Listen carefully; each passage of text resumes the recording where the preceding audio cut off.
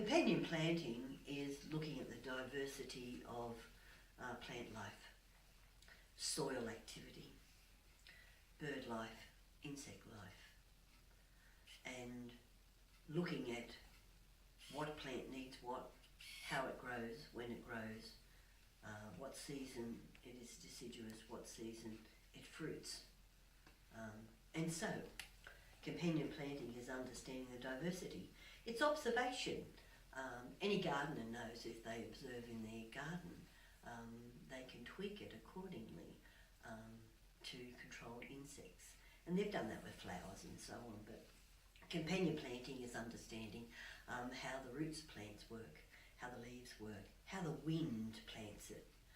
Say for instance, any of the Artemisia family are wind bruised, and so if you plant them in a line and the wind is blowing even the softest wind, it will release the oils to the atmosphere and disguise the sweet fruit of plums and peaches and nectarines, and so it's just a wonderful thing. But they all work in different ways. Some plants work through their roots.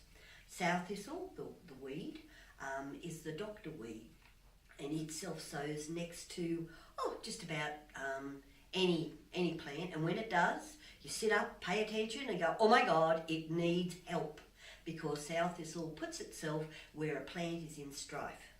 And if you don't do anything for that plant, if you pull the sow thistle out, you stand back and over the next 3 months, that plant is in strife. So understanding companion planting, if you're going to live a sustainable organic lifestyle, is a must.